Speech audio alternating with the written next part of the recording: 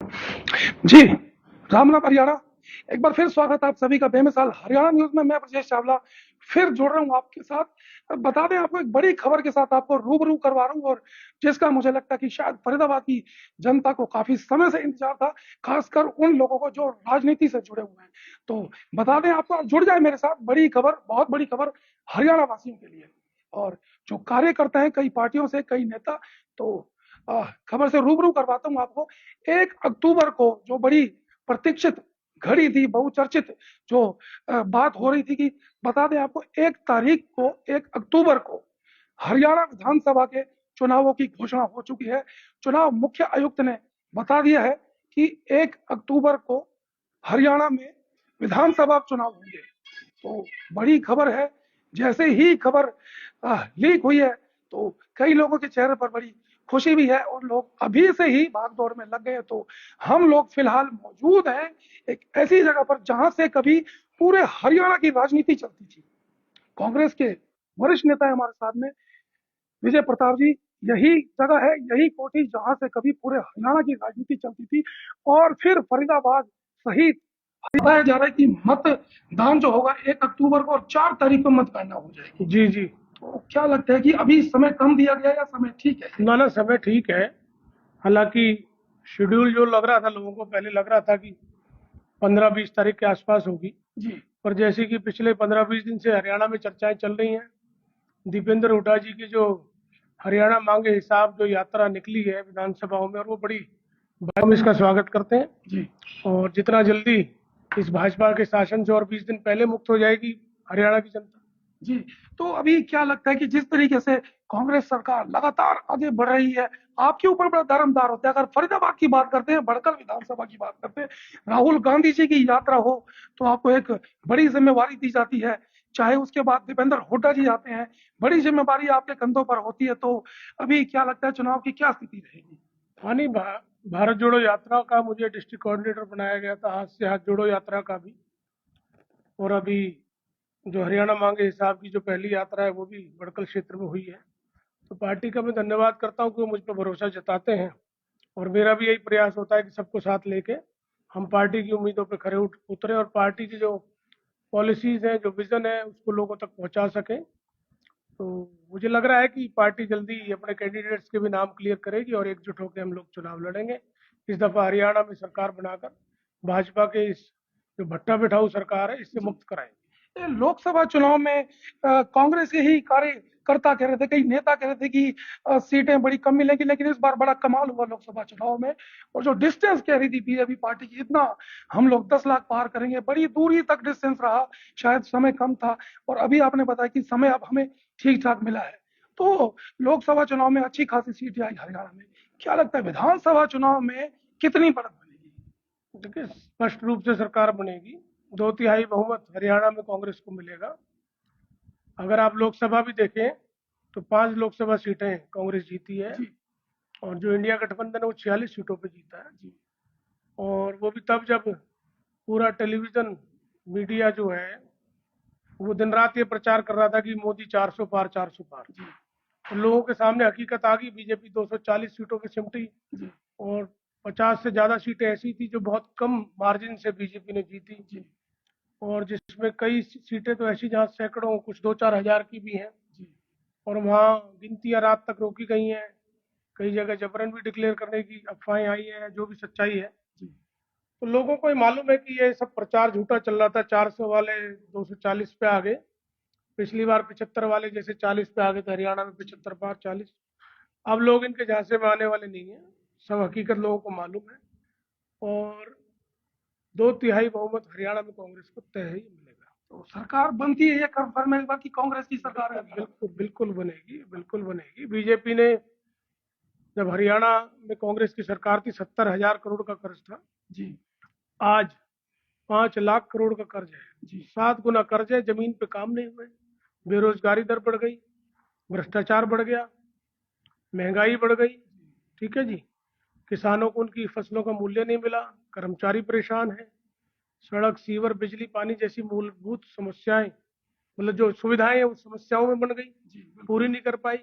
तो किसी भी फ्रंट पे बीजेपी काम नहीं कर पाई, फेल हुई है।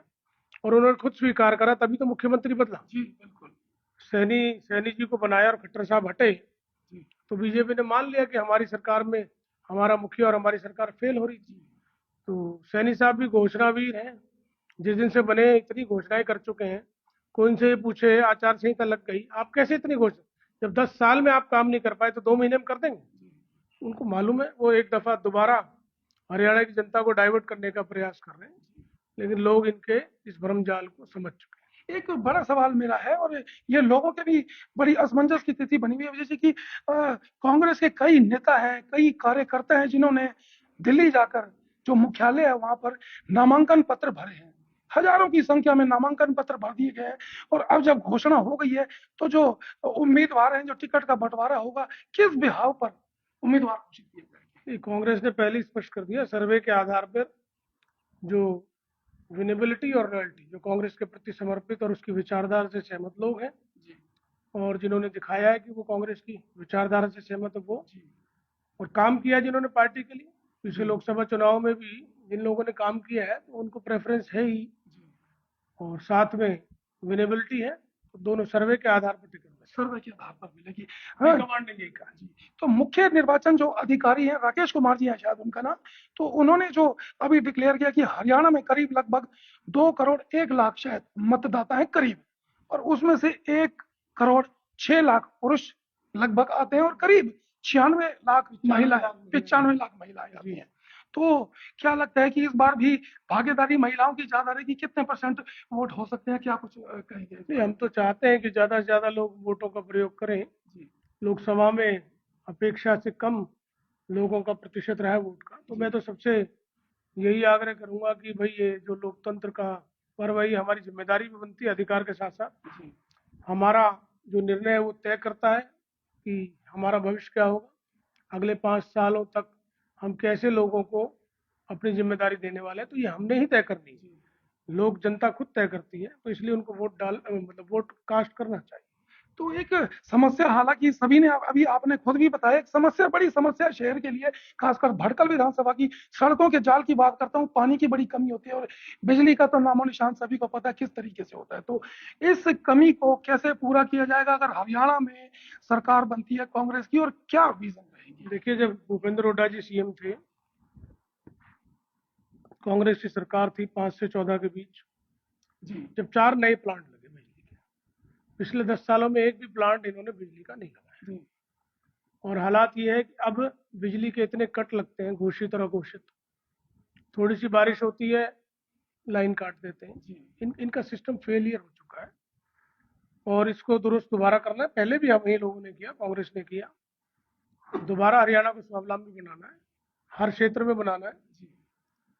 और जिस सरकार ने सड़कों को, सीवर को, पानी को, बिजली को, ये मूलभूत सुविधाएं, इनको समस्याओं में बदल दिया और लोगों के लिए समस्याएं बन गई, तो सरकार अपने आप ही फेल है।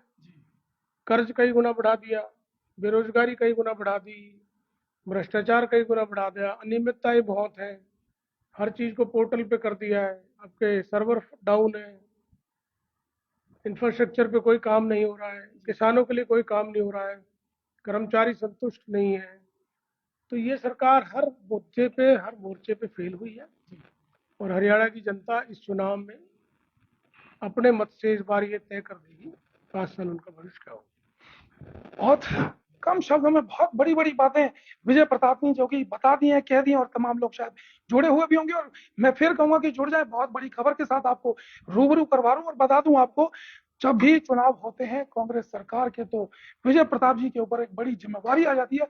सभी ने देखे, चाहे मैं फिर पुनः दोहरा दूं, राहुल गांधी जी की यात्रा हो, चाहे हुड्डा साहब यहाँ पर आए, चाहे दीपेंद्र हुड्डा जी यहाँ पर आते हैं, बहुत विश्वास इनके ऊपर करते हैं, और हमेशा जब भी आते हैं पीठ थपथपा कर ही जाते हैं। अभी कुछ दिन पहले ही दीपेंद्र हुड्डा जी ने यहाँ पर एक पैदल यात्रा भी की थी, और पूरे भड़कल विधानसभा के लोगों को देखने को मिला कितना समर्थन विजय प्रताप जी को यहाँ पर मिला है। तो चुनाव बड़े नजदीक आ चुके हैं, तो आप भी अपने मतदान का सही प्रयोग करें।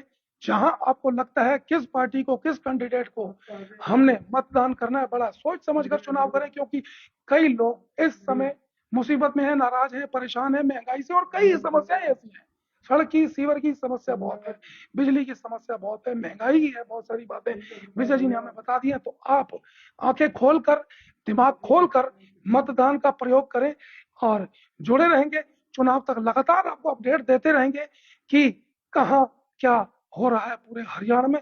फिलहाल जो मेन फोकस रहेगा भड़कल विधानसभा पर रहेगा, क्योंकि फरीदाबाद को तो साथ लेकर हम चलेंगे, लेकिन हरियाणा में भी सबसे बड़ी जो नजर होती है भड़कल विधानसभा पर। जुड़े रहे मेरे साथ, फिर लाइव होंगे, कोशिश करते रहेंगे और जुड़ाव दिखाते रहेंगे आपको किस तरीके की भड़कल विधानसभा सहित पूरे फरीदाबाद में क्या क्या बातें होंगी चुनाव को लेकर। जुड़े रहे मेरे साथ, फिर लाइव होंगे, दिखाएंगे शहर की तमाम खबरें।